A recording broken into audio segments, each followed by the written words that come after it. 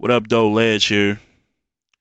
So I'm sitting here thinking about Summer Impact Reloaded and thinking about all the matches. Well, those three matches.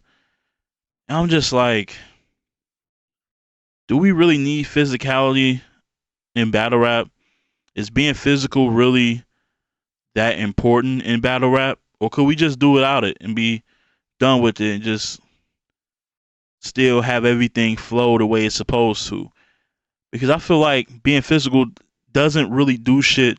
But one, it wins you that moment, that fragment, that little part in your material, and then we're on to the next, trying to hear what your next line is going to be.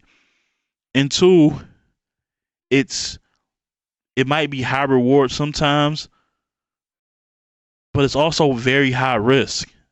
Like what happened between Mook and Briz really could and should happen more often if you really think about how people feel about their space being invaded and people just randomly grabbing and touching on them.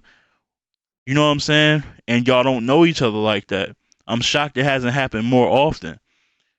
And even to the first match, Ace Tommy and Snake Eyes, they kind of set the tone.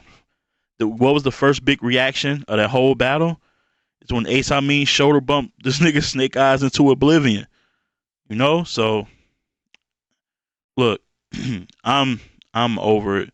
I'm over it. I don't need physicality in battle rap. I can name tons of matchups that are classics that didn't have niggas pushing each other and bumping each other.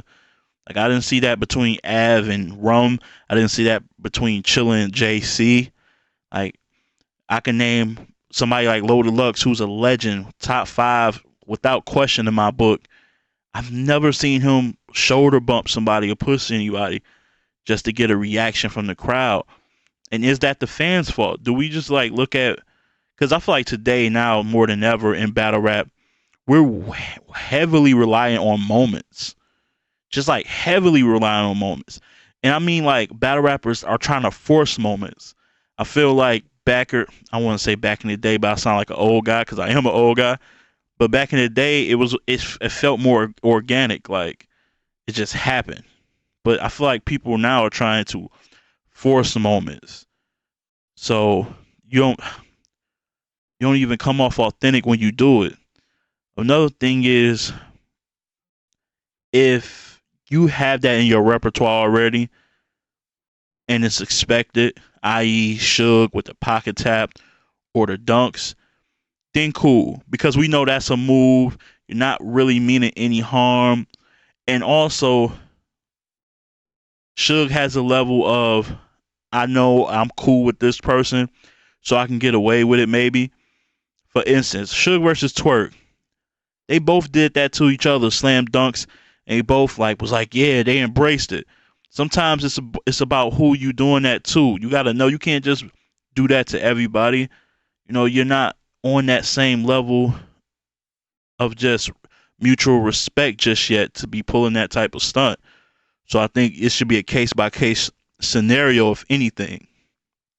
But yeah, I'm personally over it. I don't know how you guys feel about it. Do you guys think it's needed? Do you personally, as a battle rap fan, consumer, viewer, do you feel like you have to see niggas pushing and shoving, or a nigga stick his brim in somebody's face, or somebody get pocket tapped? Do you feel like that has to stay? Because I feel like, again, I feel like it's a high risk, low reward situation. Like the risk of something going bad because you want to bump somebody can lead into a fight, niggas getting arrested, a venue shutting down, and a venue shutting down means bags are getting shut down. Like you're ruining money, not just the league's money, but your own money down, not just for that particular moment, but for in the future. Also, here's something to keep in mind. There, this league, not just URL, but battle rap leagues, they are putting a lot of money in hoping to see other investors and sponsors looking upon their events. So when something happens at that event in that venue, right? And that venue is like, yo, we're not rocking with you anymore. that word travels fast that that particular league can't hold a proper event. So therefore, you're not only jeopardizing that venue, but there's venues in other areas of the U.S. where they might hear about that. Word travels fast. So you're closing opportunities not just at the venue you fought at, but at the venue you could possibly be at in the future. Sponsors. No disrespect to Al Capone cigarillos. I respect niggas' businesses, exclusive vodka, and all that shit.